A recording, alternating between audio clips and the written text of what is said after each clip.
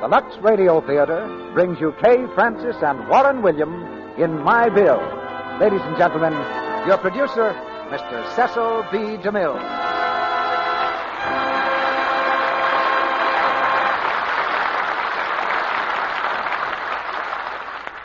Greetings from Hollywood, ladies and gentlemen. Tonight, we follow the fortunes of a gallant woman, a symbol of all those gallant women who faced the world alone and found happiness for themselves and for their children. I think perhaps we've all known someone like Mary Colebrook in the play My Bill. Hers is the brand of courage and devotion for which mothers are famous. Her story is a tribute to the love and sacrifice of all mothers the world over. But Mary Colebrook is a typically American mother, and tonight you'll hear her played by a typically American star, Kay Francis. It's the part she played in the Warner Brothers picture, a performance that had all the warmth and understanding of Mary Colebrook herself. So I'm not surprised that you've been asking to hear Kay play the same part at this microphone. And co-starring with Kay, we present Warren William, who's back on this stage after too long an absence. You know, we get a good many definite instructions from you every week. Not just as we do the comments and criticisms. And one of the most frequent comments from members of this audience is that after listening to the Lux Radio Theater for a few Monday nights, they feel they'd like to take out a regular membership. So they buy a cake of Lux toilet soap for the first time. And that's a noble gesture. And the beginning of a pretty good habit, too. One cake always deserves another, and another, and another. So the regular listener becomes a regular customer. And that's what makes Lux toilet soap a national habit among millions of American women. And tonight we have a play especially tailored for these millions of women. A play about one woman who found herself fighting the whole world with only one real ally, a 10-year-old son named Bill. The strongest bond in the world is the tie between a mother and child. Incidentally, this is one of the best parts we've ever had for a boy actor. And I believe you'll hear more about the lad who's playing it tonight, Bix Davis. Now the curtain rises on the first act of the play My Bill, starring Kay Francis as Mary Colebrook and Warren William as John Rudlin, with Bix Davis as Bill.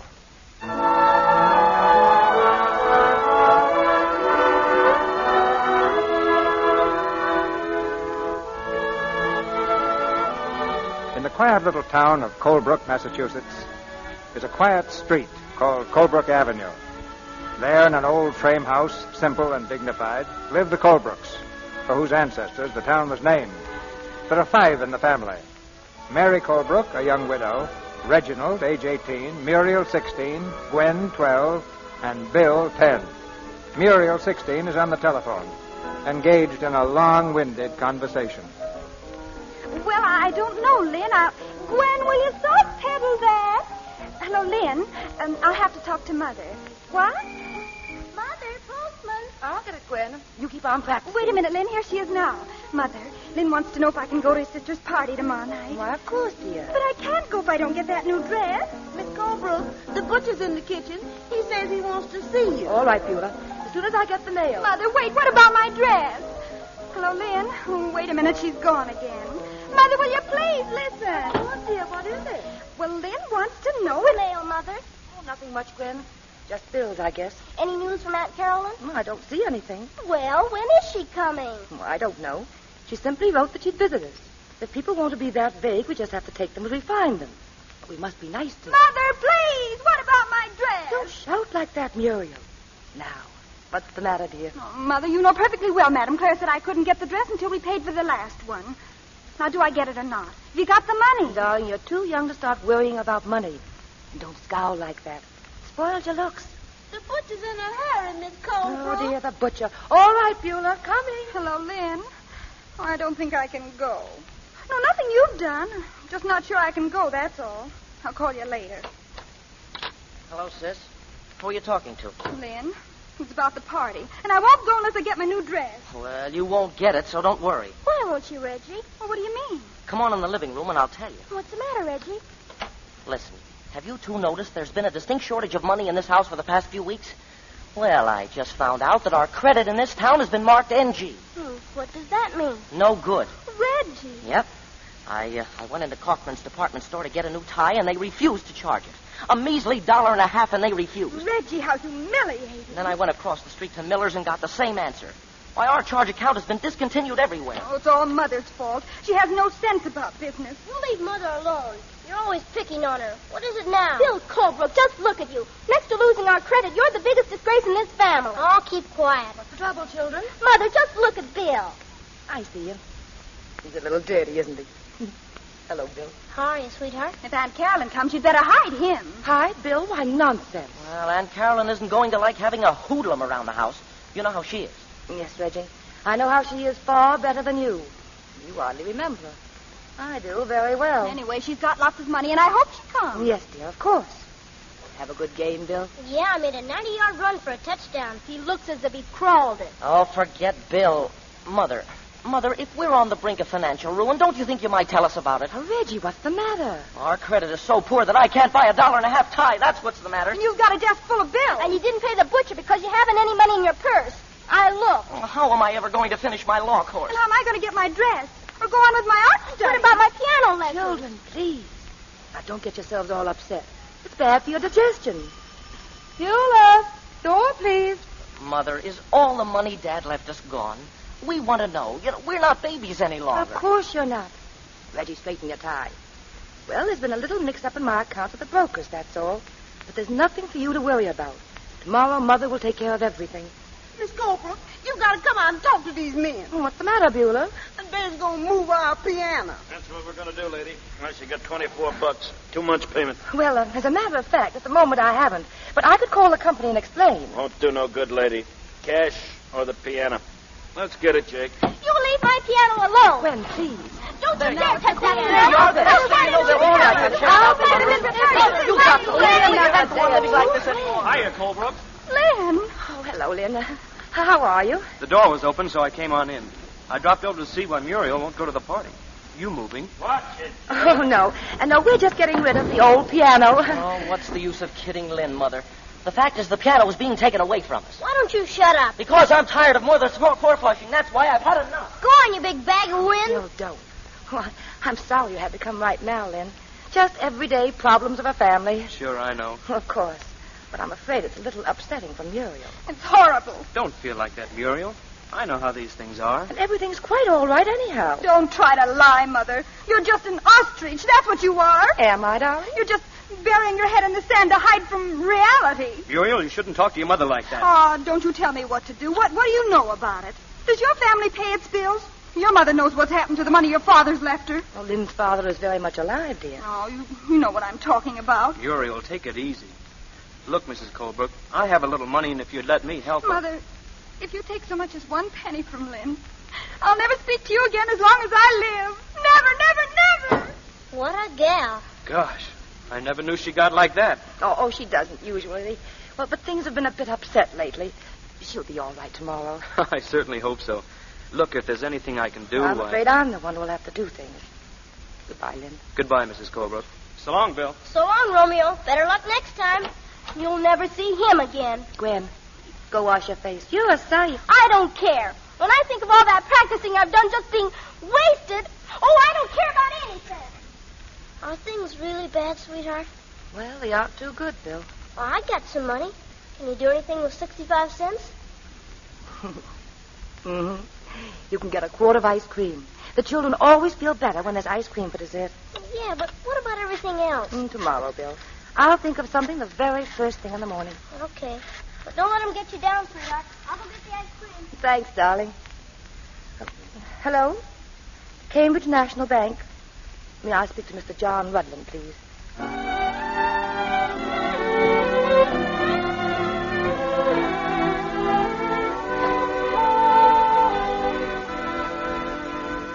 Sit down, Mary.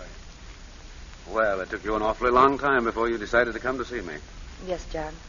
And I know I shouldn't have. I hope you'll never say that and really mean it. What can I do for you?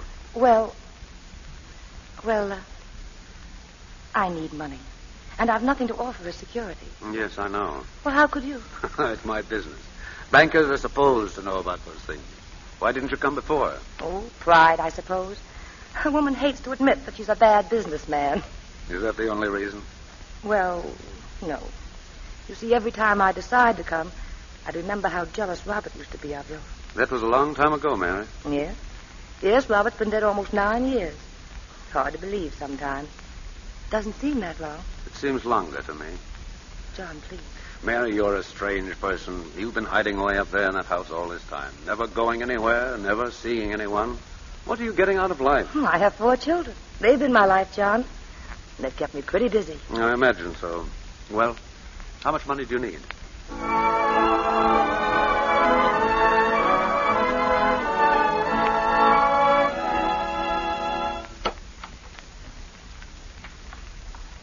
Hello? Anybody home? We're all home in the living room. Oh, that's nice. What's all the packages, Mother? Just a few things for dinner. And a few other things. Reggie, you wanted a tie, didn't you? Well, here it is. I hope you like the color. A tie? Bill, put these flowers in water, will you, sweet? Flowers? Mother, what's the meaning of this? And Gwen, dear, the piano will be back this afternoon. The man said at 3. Oh, Mother. Muriel, here's your dress, darling. Madame Claire just finished it. Mother, you got it. Oh, and Reggie, I want you to pay the rent, the lights, the grocer, and the butcher. You'll have to hurry before they close. What am I going to use for money? Oh, don't be such a pessimist. Here. Mother, what a roll of bills. Where did you get it? Don't ask so many questions. Do what she tells you. Is everything all right, Mother? You got the check from the broker? Everything's perfectly grand. Oh, darling, you're wonderful. Sure she is. 3 cheers for Mother. What about it, Gwen? It's okay with me. What about you, Reggie? Well, I think it's great, Mother. Rah, rah, rah, rah, rah, rah. Mother, mother, mother. Oh, don't be silly. I'm glad you're so happy, kids. But please remember one thing. Anyone can be normal in normal times. That's no test. It's when things go against us that we show our true colors. We must never weaken. And no matter what happens to us, ever, the main thing is that we must stick together. Oh, don't worry, Mother. Now hurry, Reggie, and pay the bills. Muriel, call in and tell him you can go to the party. Gwen, you'd better move the furniture back again and make room for the piano. And Bill, what are you doing this afternoon? I've got a football game. Oh, yes. The Tigers versus the Panthers. All right, kids, run along now. And Bill, hold that line.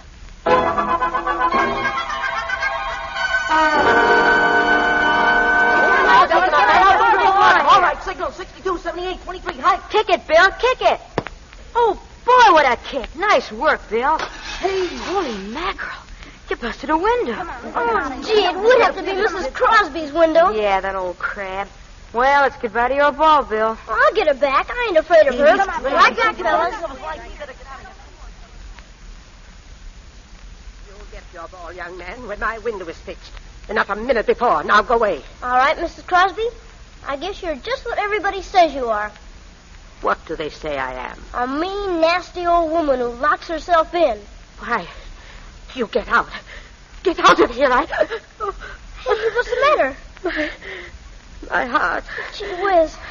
Here, sit down. Want me to call a doctor? No. No doctors. Got any medicine in the house? Upstairs. But I'm all right now. Don't bother. Here, let me rub your hands. That'll stimulate the blood. What happened? Just one of my spells.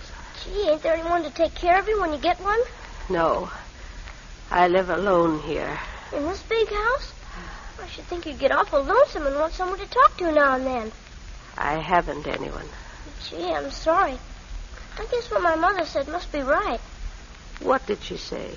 Well, just last week she said, Mrs. Crosby isn't really mean. It's just that she hasn't got a single friend anywhere. And that's why she feels the whole world's against her. She said that? I wonder if she wouldn't pay me a visit sometime so we could get acquainted. Oh, I'll ask her about it. You'll like my mother. She's swell. I'm sure of it. Well, I guess I'll be getting on home, if you're all right now. Oh, just a second. Oh, what did you say your name is? Bill. Well, Bill, before you go, you better get your football. Gee, thanks, Mrs. Crosby.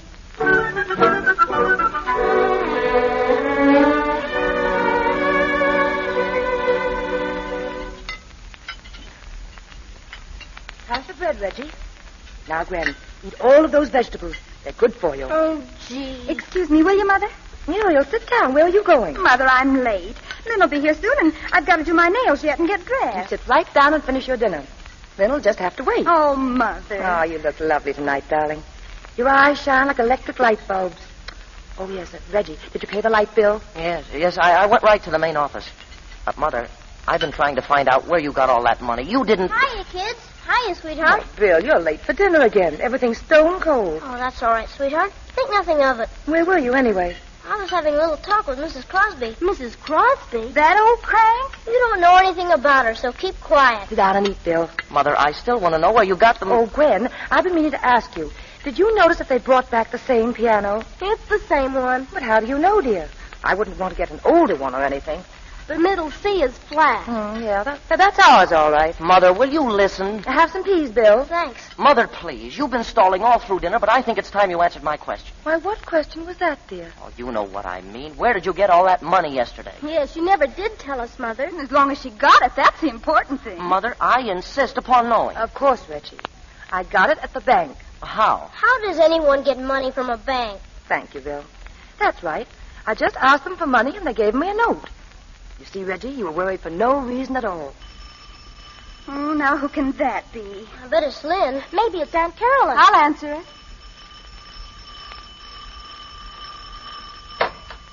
Good evening. Don't you ever answer the doorbell? Yes, when it rings. Sometimes it doesn't. It's erratic. Like your mother. Well, are you going to let me in? I'm your Aunt Carolyn. Oh, I'm sorry. Please come in. Mother, Aunt Carolyn is here. You're Muriel, of course. I'd have known you from your earliest pictures. You're quite pretty. Thank you. This is Gwen, and this is Reginald, and Bill. Hello, Aunt Carolyn. How do you do? Hello. Colbrooks. I can see the qualities of the Colbrooks in you. Eternal qualities they are, make no mistake. How are you, Aunt Carolyn? We're delighted to see you. We've looked forward to your visit. Thank you. You must be tired after your journey. May I get you some dinner? No, thanks. I've had my dinner. Well, perhaps you'd like to freshen up a bit. I'll take you to your room. Thank you, but I've taken a house down the street. Oh, I see. Well, I'm sure we're all disappointed. Oh, let's stop pretending. Where do you go from here?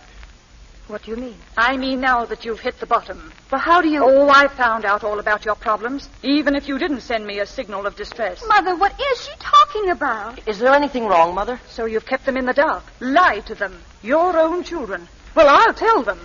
Your mother has squandered every cent your father left you. You mean we're broke? We have nothing? Nothing. You're penniless. Mother! Well, I'm sorry, children. It's true. I've done the best I could, The best you could. Everyone in this town says you're scatterbrained, and they're right. You're a stupid, impractical woman. You can't talk like that to my mother. It's time somebody told the truth. Have you thought what'll happen when we're thrown into the street, Mother? We don't own this house, you know. Have I thought about it? Reggie, I haven't slept for weeks. But how could you go through that much money? You don't understand, dear. I didn't know anything about business when your father died. I never had to. Well, I made some investments. Why? Why?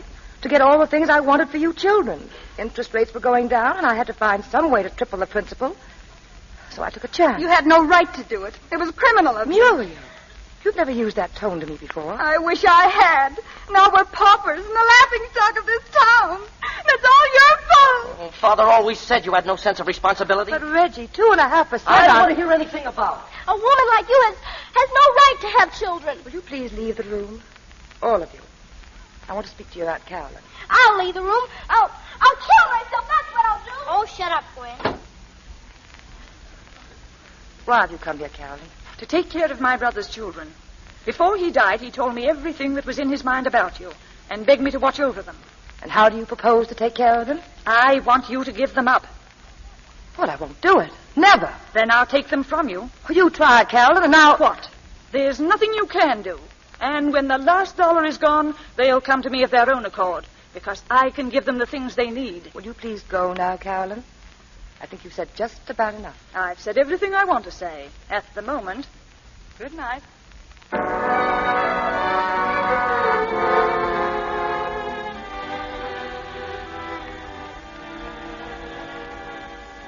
Where do I put these packages, sweetheart? On the table.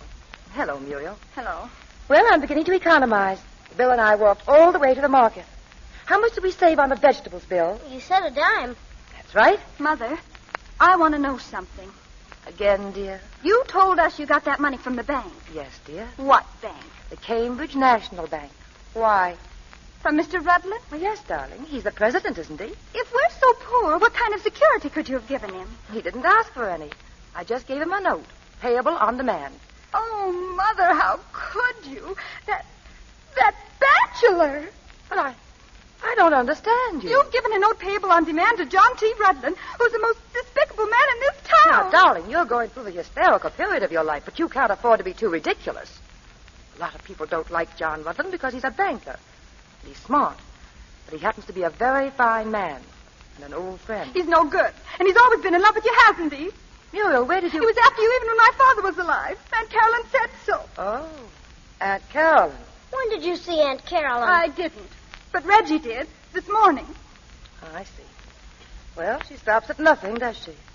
Oh, I wouldn't worry about John Rutland or that note, dear. I'll pay him back. You'll do nothing of the sort. You're not going to disgrace this family anymore. When the time comes, I'll pay what you owe. You'll pay? Yes. I'll marry some rich man and save this family. I've just sent Lynn away. Boy, are you nuts. Oh, no, Bill.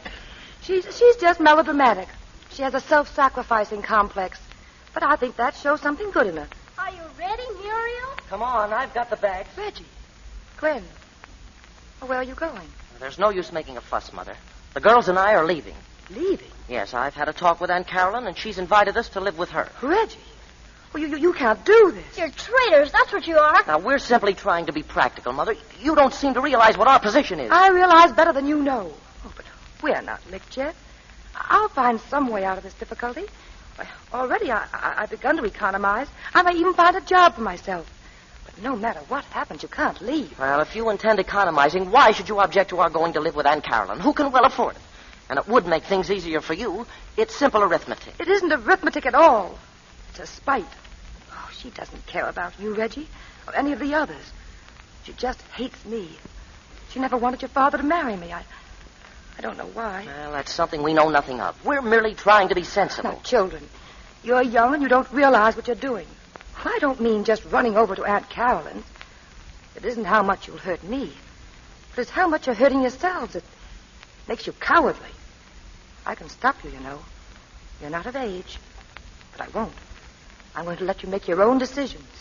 But you ought to know that this is all wrong. Why, we agreed to stick together. It's too late for speeches, Mother. We're leaving. Come on, Gwen. Muriel. Goodbye, Mother. Go on, scram. You're a fine bunch of heels. That's all I can say. It really gone. And I couldn't stop. Don't cry, sweetheart. They're not worth crying about, honest. Why, I could have managed somehow. It would have come out all right if we just stuck together. Sure it would. But if they turned out to be rats, you can't help it. Oh, they're children. But, Bill, you don't understand that. They're still my children. And I want them back. Sure, I know how you feel. But never mind, sweetheart. I'm here. Yes, Bill. Yes, you're here. You're still with me, aren't you?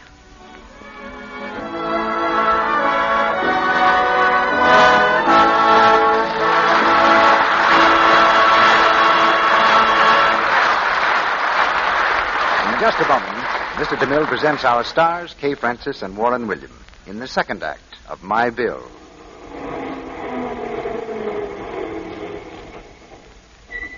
Does that sound familiar? A crowded bus is stopping to take on a passenger. It's Mrs. Randall, all tired out from a hard day's shopping.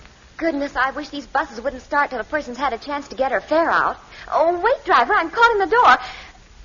There, that finishes the feather on my hat. Took the top right off, I'll bet.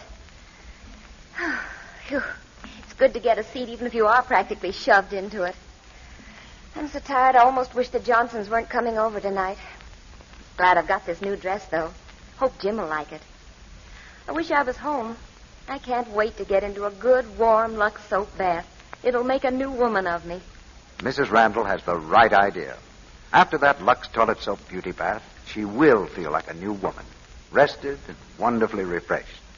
And here's the important thing. She'll be confident of the charm she knows is most important of all, the charm of perfect, exquisite daintiness. You see, Lux soap has active lather that carries away perspiration and every trace of dust and dirt. It leaves skin really fresh, sweet, and its delicate perfume is so refreshing. And 10 to 1, when Mrs. Randall slips on that new dress of hers this evening, she'll say to herself, I feel so fresh after that lovely Lux soap bath. It's really wonderful. Yes, fastidious women love the way a Lux toilet soap beauty bath makes daintiness sure. Why don't you use white, fragrant Lux toilet soap for a daily beauty bath? It's such a luxurious soap, and it costs so little. We pause now for station identification. This is the Columbia Broadcasting System.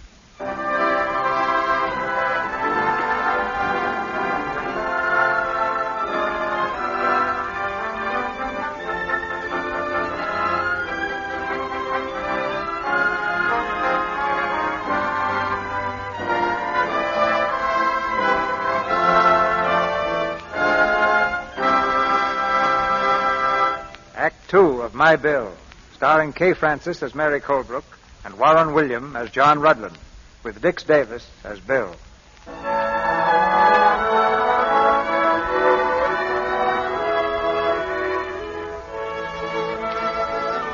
It's a lonely place now, the little house on Colebrook Avenue. With 3 of her children gone, Mary faces life sadly, but without bitterness. Young Bill is concerned chiefly with the financial problems involved.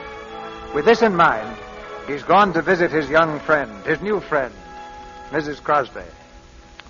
Well, Bill, I'm glad you came over. Oh, I just wanted to see how you were, Mrs. Crosby. Besides, I need some advice. I'm flattered you want to take me into your confidence. Well, even if you haven't got a lot of kids, you kind of understand. Mm-hmm. Now, what is it that's troubling you? Mrs. Crosby, have you got any idea where I could borrow some money? If it's that window you're worrying about, forget it. Well, that's one thing.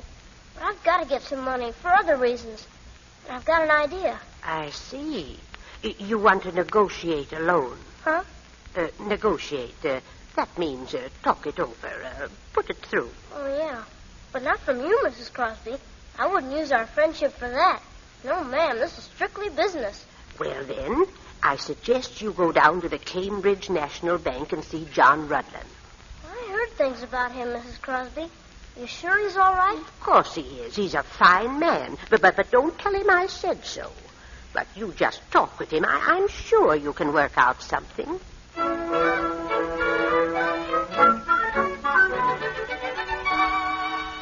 a seat, Bill. What can I do for you? Well, Mr. Rudland, I want to negotiate a loan. Huh? Oh, I see. What for, Bill? Well, Mr. Rudland, I want to go into the newspaper business, and I'm desperate for $3. What do I have to do to get it? I mean, I haven't got any securities and that kind of stuff. No security, eh? That's bad, isn't it? Yes, sir.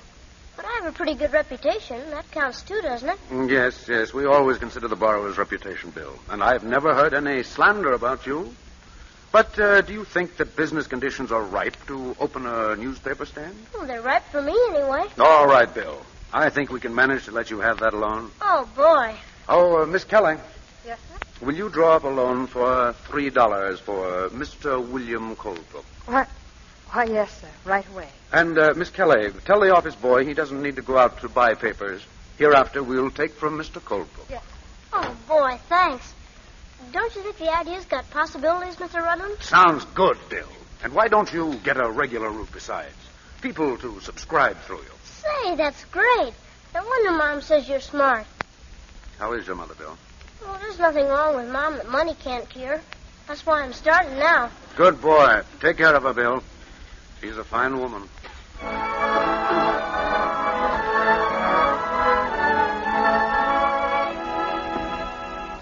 Want me to start serving dinner, Miss Colebrook? I suppose you might as well, Beulah. I guess they aren't coming. Yes, sir.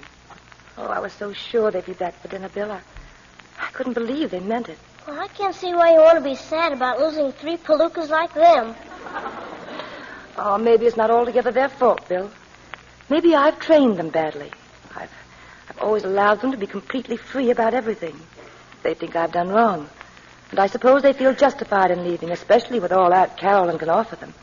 Look, sweetheart, did you ever have a talk with Mr. Rudlin before he made those bum investments? No, I didn't. I wish you had. He seems like an awful nice guy to me. What do you know about him? Well, I'll tell you. I figured that since we were broke, I ought to get busy and make some money. So I decided to go into the newspaper business. I went down to borrow some money from him. You borrowed money from Mr. Rudlin? Well, I'll pay him back. I only got $3. But, Bill, how did you happen to go to him? Well, Mrs. Crosby recommended him. You know, I told you I was over the other day, and we've kind of got to be good friends. Bill, you certainly get to the strangest places. Oh, Mrs. Crosby's all right. She wants you to come over and visit her sometime. Yes, I will. But not now. I've got too much on my mind. Yeah, I guess so. Oh, I don't know which way to turn, Bill. You know? Well, I don't want to be telling you what to do, sweetheart. But I think the first thing you ought to do is look for a job. Bill, I think you've got something there.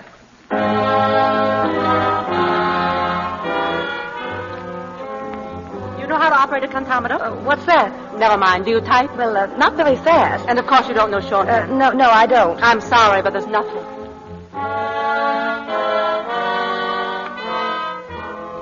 I can sell, Mr. Barnes. I know it. I don't doubt that, Mrs. Colebrook. But you see, it would be embarrassing for our customers to have to buy merchandise from a former member of their social set. There's nothing I can do. Sorry. All right. Thank you.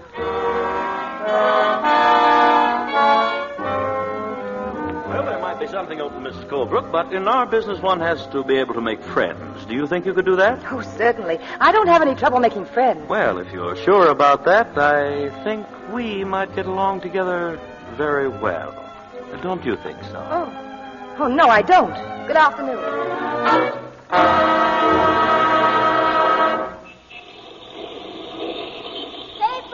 Paper, read all about it, paper. Hello, Bill. Oh, hello. We've just been shopping with Aunt Carolyn. Yeah? Paper. Wayne, come along. We haven't got all... What's this? What are you doing here? Oh, I'm selling papers. You want one? Bill, does Mother know about this? Sure she does. Colebrook selling newspapers. What's the matter with that? My mom says it's okay, and if she says it's okay, it's okay. I'll put a stop to this if it's the last thing I ever do. She's disgraced the Colebrook name long enough. Come along, children. Just a minute. What did my mother ever do to you anyway? What are you so mean to her for? That goes for the rest of you, too. Keep your voice down. People are looking at us. Let them look. They ain't seeing much. Children, come along. Hurry, children. Yeah, hurry. You ought to be ashamed. They're nothing but a lot of palookas, all of you. Paper, read all about it. Palookas. Paper. What's the latest news, Bill? Oh, hello, sweetheart. How you doing? Oh, swell. I made 80 cents so far today. How are you doing? Did you find a job yet? Not yet. Well, don't worry. Something will turn up. Sure it will. Sure, look at me. A couple of days ago, I was broke. Now I'm in business for myself. Yes, and you're a great success, too, Bill. Look, sweetheart, you don't mind, do you? I mean, about me selling papers on the street? Mine? Well, I'm proud of you, darling. That's all I wanted to know.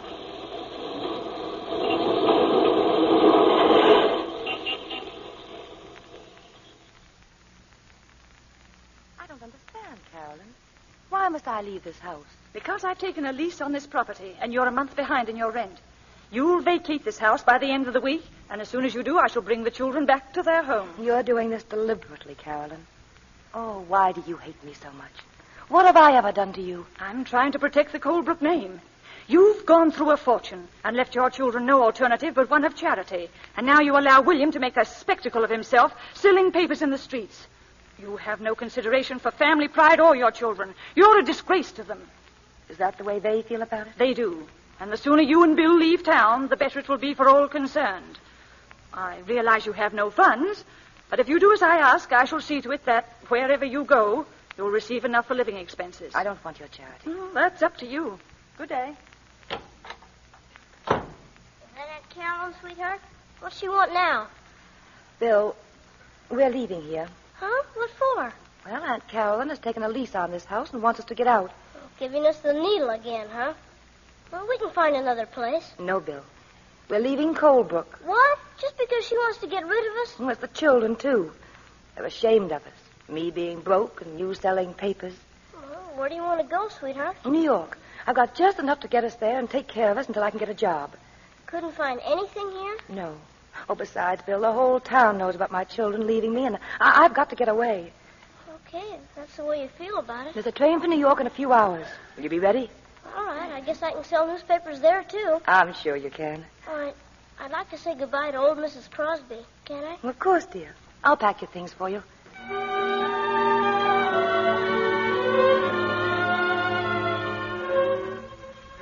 Crosby? Mrs. Crosby? Mrs. Crosby, are you home? Mrs. Crosby! Bill, here. Miss Crosby, what's the matter with you? My heart. You shouldn't be alone like this. I'll get my mom. She'll know what to do. Hurry. Hurry.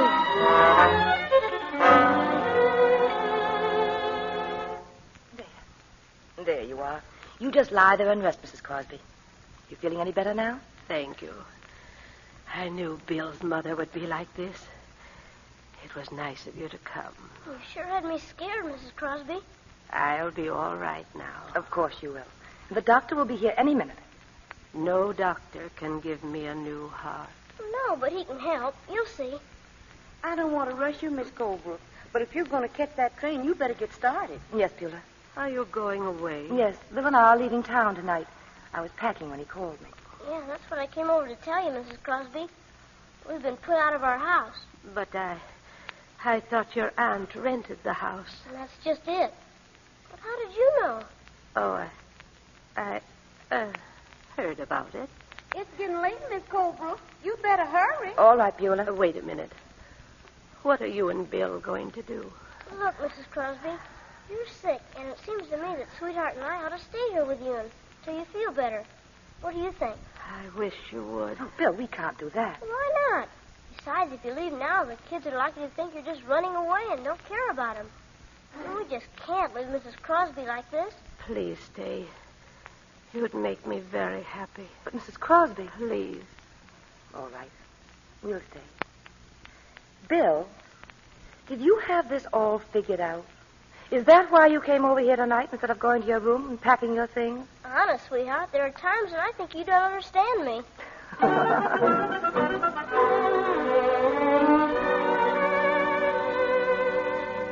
Well, Doctor, is she any better? I'm afraid not. She's a sick woman, Mrs. Colebrook. This condition's been coming on for years. Now, well, it's too late. But isn't there anything we can do? Nothing except stay with her.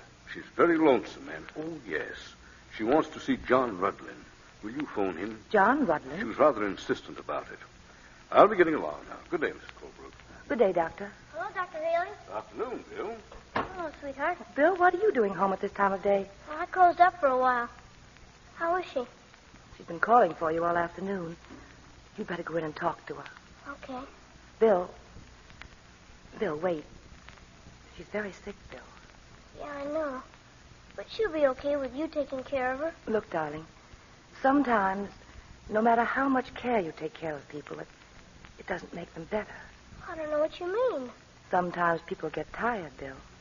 So tired that nothing can help them. They've lived such a long time, and they need rest. And then after a while, they stop trying to go on. There's nothing to be frightened of. Even they aren't frightened. Do you know now what I mean, darling? I guess so. She's a good friend of yours, isn't she? Yeah. Go into her now, my sweet. She's waiting. Hi, Duchess. Hello, Bill. How's the paper business? Swell. I made $1.20 today.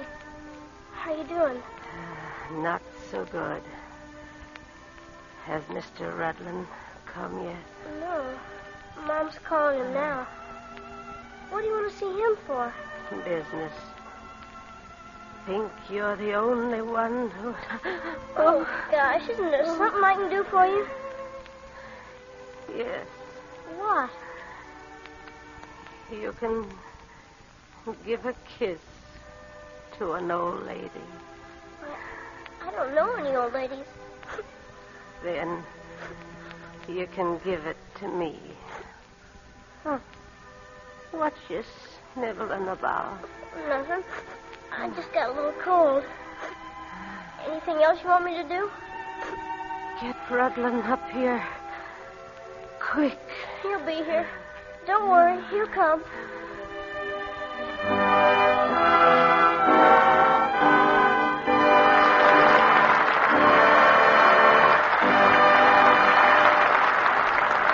After a short intermission, Mr. DeMille and our stars, Kay Francis and Warren William, will return in Act 3 of My Bill. Well, tonight we have our Hollywood fashion reporter, Libby Collins, with us. Say, Libby, that's a very interesting little business you've got on your head. Is interesting the best you can say for it, Mr. Ruick? Well, honest, Libby, it looks good. But say, isn't that hat kind of different from what you girls have been wearing? I mean, softer and not so crazy, if you don't mind my saying so. More feminine. I'm glad you approve, Mr. Ruick. I found out long ago if it's men you're trying to please, a little straw hat with violets and roses on the brim will do the trick. Mr. Ruick, hats are going to be really adorable this spring. But here's an advanced tip I'd like to give the girls who'll be wearing them. You mean not to be carried away and buy too many, Libby? No woman can have too many hats. But seriously, Mr. Ruick, it's what's under the hat that I want to talk about. For that freshest springtime look, now is the time to begin regular, thorough complexion care. Then, when a girl purchases what you call one of these little businesses on the top of her curls, she's much more likely to be glad of what she sees in the mirror. Libby, isn't that where the Lux toilet soap comes in? It certainly is, Mr. Ruick. A few minutes, once or twice a day, devoted to Lux Soap Active Lather Care is a grand investment. I'm a busy person, so I don't have much time, but I can take an active lather facial in almost no time at all. It certainly does the trick. Libby, will you tell us how you take your Lux Soap facial? It's very simple. I just pat the nice, rich Lux lather lightly into my skin, rinse with warm water, then cool and pat my face dry.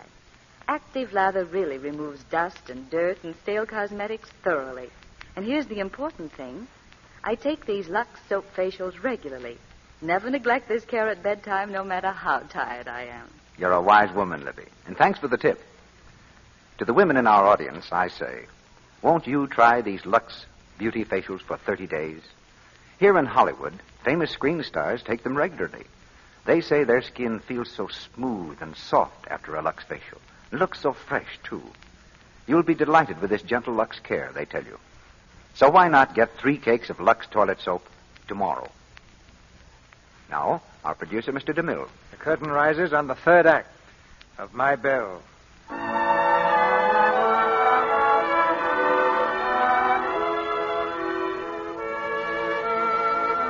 Mrs. Crosby has passed on, but Mary Colebrook and Bill still live in her house, for this was her last wish.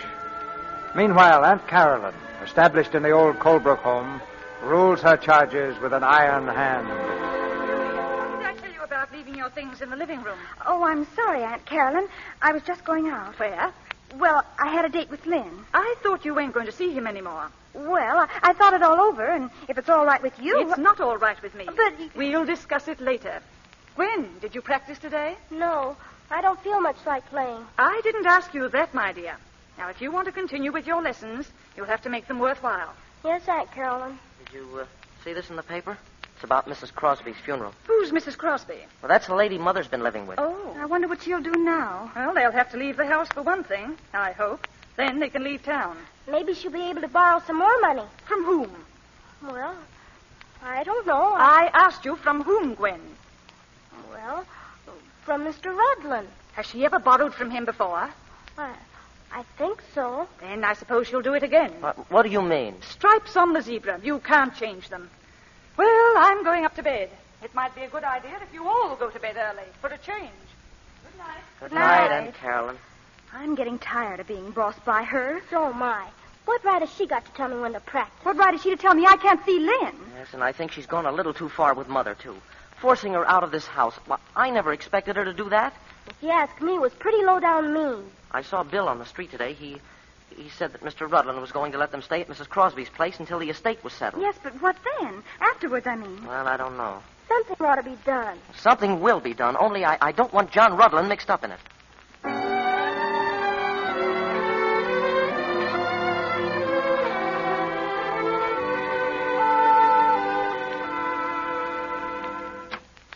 Yes, what is it? I'm Reginald Colebrook, Mr. Rudland, and this is my sister Muriel. Well? We came here to talk to you about Mother, Mr. Rudland. Have you? Good. I've been hoping you kids would snap out of it and come to your senses. I suppose you want to follow Bill's lead and lend a hand? Looking for jobs, eh?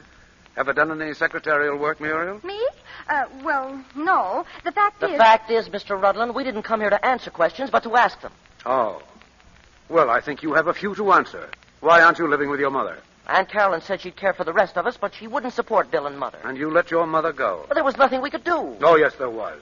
You could have thrown the house in Aunt Carolyn's smug face and walked out and got yourselves jobs. But I'm going to law school, and Muriel is... What of it? Ever hear of night school? Ever hear of boys working their fingers to the bone for their mothers? A mother like yours, one of the finest women who ever bore 3 ungrateful brats and a thoroughbred.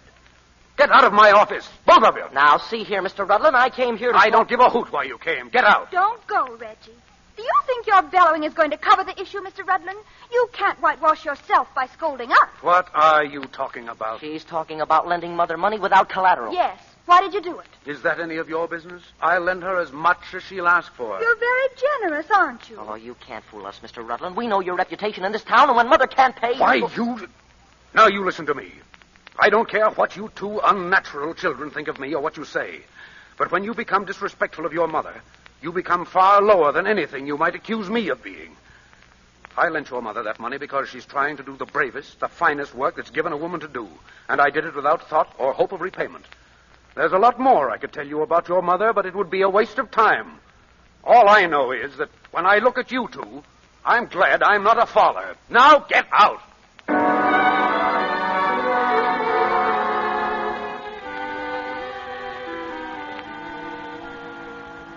Sit down, Bill. Well, I can't stay, Mr. Rudland. I've got to sell 50 papers today. I think what I have to say is just a little more important. But I got to get enough to buy a Mother's Day present for Sweetheart. She'll get it.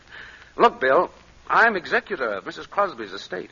Yeah? What's that got to do with me? A great deal. You see, you're the sole heir to her property. Huh? She left you everything she had. There's considerable stock. I won't know how much until it's liquidated. Then there are 2 houses. Two? Yes. The one you and your mother are living in, and the one your Aunt Carolyn rented. You mean our house? That's right. Mrs. Crosby owned it, but it wasn't generally known. Now there's a clause in Aunt Carolyn's lease obliging your aunt to vacate immediately should the property change hands.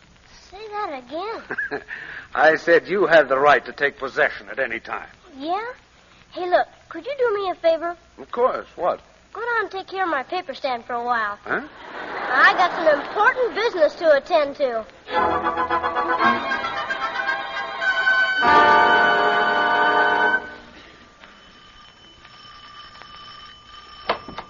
Took you long enough to answer that bell. I beg your pardon? Who are you? I'm the butler. Oh, yeah?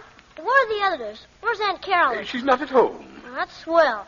You can start packing because you're not at home either. What's that? That's right. You and Aunt Carolyn and anybody else that's around. This is my house, and I'm coming in, so get out of my way. Who is it, Jenner? It's me. Bill. Bill, for Pete's sake. Bill, where did you come from? What are you doing here, Bill? I'm taking over, that's what. This house belongs to me. What? You heard me. Mrs. Crosby owned this house, and she left it to me in her will. Are you joking? Do I look like I'm joking? She left me this house and hers and a lot of other stuff besides. And Mother's moving in right now. Oh, Bill, that's wonderful. Gee, that's great. Congratulations. Okay, but you're still moving out. Now go on, scram. Oh, now wait a minute, Bill. There's something we want to tell you. Yes, Wait, Bill, nothing. You can't come crawling back just because the ship isn't sinking anymore. Now go on, beat it, scram.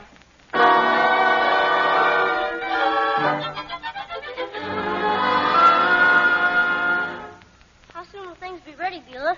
Oh, in just a few minutes. Everything's cooking, and I just finished fixing these flowers in the hall. Ain't they pretty, Mr. Bill? Mr. Bill, where do you get that stuff? I wonder who that is. If it's your Aunt Caroline, Bill, I hope you're going to let me be the one to throw her out. Nothing doing. I'm saving that pleasure for myself. Hello, Bill. Sweetheart. Hey, how'd you know I was here? I told her everything, Bill, I had to. You're not of age, you know. Oh, that's right. Well, you're a little early, but come on in. Where are the children? Children? Well... Oh, Bill, you didn't send them away. But isn't that what you wanted me to do? Of course not. Oh, look, Bill, this letter came this morning. Read it. Dear Mother, we've been fools. And no matter how poor you are, we want to be with you. Please answer. Your loving children, Reginald, Muriel, Gwen. Don't you see, Bill? They wanted to come back. And you really want them? Oh, of course I do. Okay. I just wanted to be sure they weren't lying to me about this letter. All right, Beulah, open up. Oh. There they are, sweetheart. Mother. Oh, it's good to be back with you, Mother. I miss you so much. Oh, to have you all together again. That dinner table in there looks like a party, Bill. You bet it's a party. We've got something to celebrate. Y'all can sit down now, because I'm going to start serving. Just what is this? Oh, boy, it's Aunt Carolyn. Now the fun begins. What's going on in here? What is it? Nothing unusual is going on, Aunt Carolyn. Mr. William Colebrook is giving a party in his own home in honor of his mother. Bill's the name, Ma. Have you lost your wits? My son has inherited this house. And a lot more. Tell her. I'll tell her. He has more money right now than all the Colebrooks ever stole from the Indians. This house and Mrs. Crosby's house and securities. I'll find out about this. You won't have to go far, Miss Colebrook. I'm the executor of Mrs. Crosby's estate. And Mr. Colebrook here is now owner and completely in his rights. Who are you? This is John Rudlin. Rudlin? Have you the audacity to bring him in this house? I have. Then you're more shameless than I thought. Robert's been dead for almost 9 years, Carolyn. It's disgraceful. Goodness knows what went on when my brother was alive. Miss Colebrook, I think you ought to leave. Yeah, so do I. When I do go, these children will go with me. If their mother has no sense of decency, I have. Carolyn, you're being ridiculous. Well, I'm sorry, Aunt Carolyn, but we'd rather be with Mother. We've changed our minds. And don't you dare say anything about Mother. Thank you, children. But your Aunt Carolyn has made some insinuations which ought to be cleared up. She has a narrow, warped mind, and I'm afraid she'd rather see evil than good in anything. Oh, I've tried never to speak badly of your father. But your Aunt Carolyn forces me to tell you the truth. Atta girl, you tell him, sweetheart. I married your father because I've been brought up to believe that wealth and family were the most important things in life. But I learned that human kindness and sympathy were much more important. Your father didn't seem to feel that way. Oh, not that he was ever deliberately vicious or cruel. He was only indifferent to people's feelings. I believe his family would call it being strong-minded. My brother Robert Keep quiet, Carolyn. I'm talking now. I suppose when the Colebrookes first settled here, they had to be hard and disciplined in order to survive. And that was the way he wanted to raise his children. I believed that kind of training was no longer necessary. And I told him so. Oh, we fought about it constantly. In time, we would have worked out our own problems, but his family wouldn't let us. They interfered at every turn. They hated me. They've always hated me. If you think I'm going to stand You here... keep quiet. Atta girl, sweetheart, go ahead. Just let me get my breath. You always told us Father was a swell guy. Well, I always wanted you to think so, Reggie. But it's too late now. I had known John Rudlin when I was a girl. He was a bank clerk then, and... Well, I made the mistake of marrying your father instead of him. But when he learned what I had to put up with, he came and begged to help me. Your father found out about it. Your Aunt Carolyn and the rest of the Colebrook saw to that. They began to poison his mind against me. They accused me of every dreadful thing you could think of, even in public, till I thought I couldn't stand it any longer. But I knew they'd never let me have my children, so I put up with it. Until your father died and I was free of them. Mother, why didn't you tell us before? Because I've tried to spare you these things. Well, even after your father's death, I refused to see John Rudlin because of any possibility of hurting you children.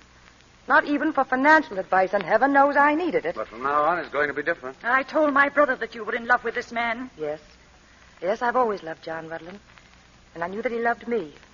So now we're going to be married. Gee, that's swell, sweetheart. Oh, I'm so happy, Mother. I'm all for it, Mother. Disgraceful, that's what it is. Aunt Carolyn, I'm sorry for you, because I suppose you can't help being a Colebrook. But my sorrow isn't great enough to prevent me from throwing you out of this house. Don't you push me, Mary Colebrook. Oh, gee, I wanted to put her out. Aunt Carolyn, there's the door. Stop it. And now, as Bill would say, Aunt Carolyn, scram. Well, I guess that's that. Oh, well, now I think we can have our dinner. Dinner, sir. Mother, here's something we bought for you. Oh, flowers. 3 boxes of them. Oh, darling, they're lovely. Thank you so much. I've got to start practicing again. Oh, gee whiz. Well, Bill, what's the matter? I wanted to get you a present, too. Bill, you've given me the biggest present of all. What about the house? Dinner, sir. I was going to get you a real present with the newspapers I sold. Oh, hey, I forgot. Mr. Rudlin, what happened to my papers? I sold them. All of them? Every last one. Here you are. $2.20. Hey, wait a minute. There ought to be another dime there. Oh, look. Dinner, sir. Oh, that must be Lynn. By George, you're right. It was way down in the bottom of my pocket. Thanks. Say, maybe I'll take you in as a partner. How about it, sweetheart? I think it's a wonderful idea. Don't you, John? Marvelous. What is it, Muriel? Mother, can I go out to a dance with Lynn tomorrow? Mother, listen. Well, I think... what, Gwen? Beulah, the door! Mother, can I? Oh, it's fine. I mean, of course you can. Oh, isn't it just grand to be back to normal again?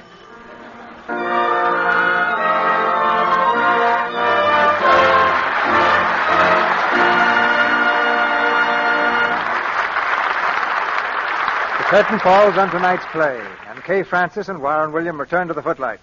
We congratulate them on a fine performance. Thank you, Mr. DeMille. And I know you'll join us in awarding a big red apple to Dix Davis, who played Bill tonight. He certainly deserves it. He's a fine trooper. Now, we haven't got a red apple handy. So suppose we find him another part instead. Kay, it was very pleasant appearing with you again. Just like old times, Warren. It's several years since we did a picture together. You know, Kay, I like to remember Warren as a tall, decisive figure in a toga. A toga? I imagine he looks well in one, but why? Well, he played Caesar for me in Cleopatra. And confidentially, I've always admired any man who can look decisive in a toga. Purely the inspiration I had from the director, C.B. Seriously, though, it's grand to be here in this theater again, Mr. DeMille. I've enjoyed it. And I want to tell you that I'm still absolutely loyal to Lux Soap.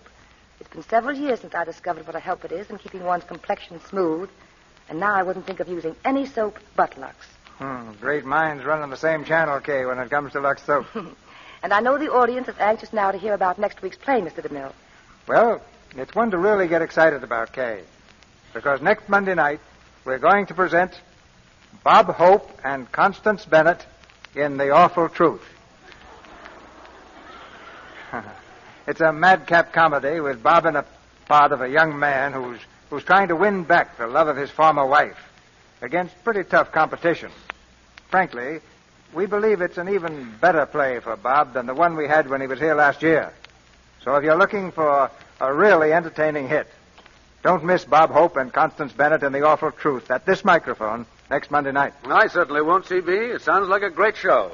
Good night. Good night. Good night. Good night. Theaters like this are made by stars like you.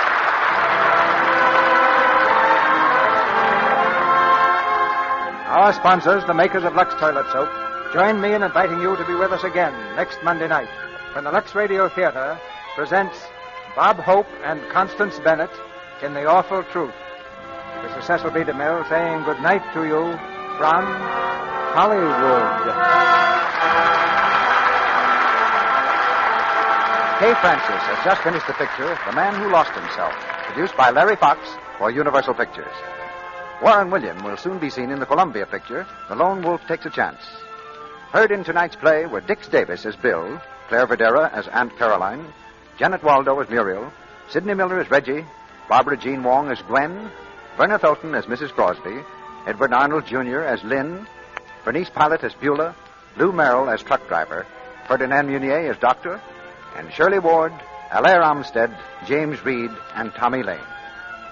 Our music is directed by Louis Silvers. And your announcer has been Melville Ruick. This is the Columbia Broadcasting System.